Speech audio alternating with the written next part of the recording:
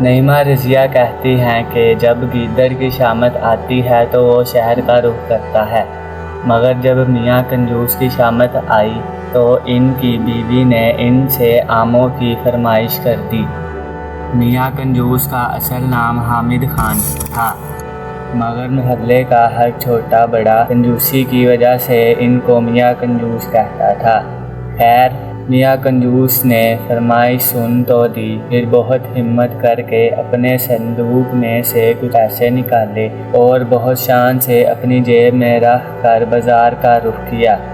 سب سے پہلے ایک آم والے کے پاس پہنچے اور دام معلوم کیا تو پتہ چلا 150 روپے کلو۔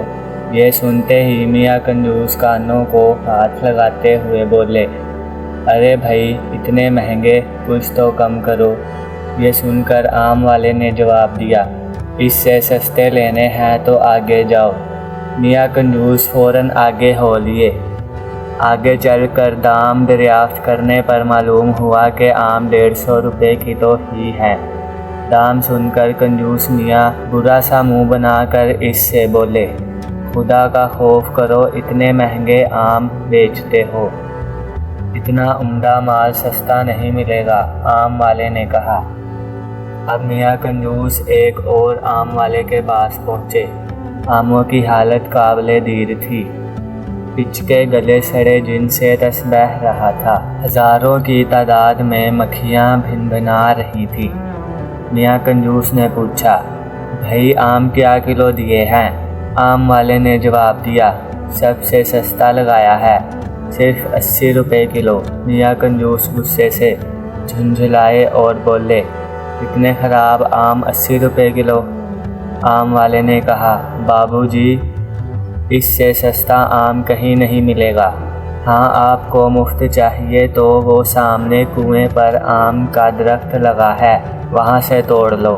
یہ سن کر میاں کنجوس بہت خوش ہوئے اور بھاگے بھاگے جا کر کنویں پر چڑھ گئے اور اچھل اچھل کر آم توڑنے لگے۔ اچانک ان کا پیر پھسل گیا اور میاں کنجوس کنویں میں جا گرے۔ وہ تو خیر ہوئی کہ کنواں خشک تھا، مگر میاں کنجوس گرتے ہی اٹھ کھڑے ہوئے اور کپڑے جھاڑ کر کنویں میں پڑے ہوئے آم اٹھا کر جھولی میں بھرنے لگے، مگر جب اوپر نظر اٹھائی تو بہت پریشان ہوئے کہ اب کنویں سے کس طرح نکلا جائے۔ یہ خیال آتے ہی میاں کنجوس چیخنے چلانے لگے۔ اسی وقت ادھر سے ایک گھوڑا گاڑی والا گزرا۔ اس نے جب یہ آواز سنی اور میاں کنجوس کو کنویں میں دیکھا تو اسے رحم آ گیا اور اس نے اپنی گھوڑا گاڑی کا رسا نکالا اور کنویں کے اندر لٹکا کر اوپر سے رسا مضبوطی سے پکڑ لیا اور کہا کہ رسا پکڑ کر آ جائیں۔ میاں کنجوس نے ایسا ہی کیا، مگر ابھی ذرا سا ہی چڑھے تھے کہ گھوڑا گاڑی والا ان کا وزن نہ سہ سکا اور دھڑام سے کنویں میں آن گرا اور میاں کنجوس دوبارہ کنویں میں پریشان ہو کر چلانے لگے۔ ان کے ساتھ گھوڑا گاڑی والے نے بھی چلانا شروع کر دیا۔ اچانک اس آم کے درخت کا مالک وہاں پہنچ گیا۔ اس نے دیکھا اور حیران ہو کر پوچھا کہ تم دونوں کنویں میں کیا کر رہے ہو؟ تب میاں کنجوس نے تمام بات اس آموں کے مالک کو بتائی۔ مالک نے کہا، اگر آپ مجھے 200 روپے دیں تو میں آپ کو نکال دوں گا۔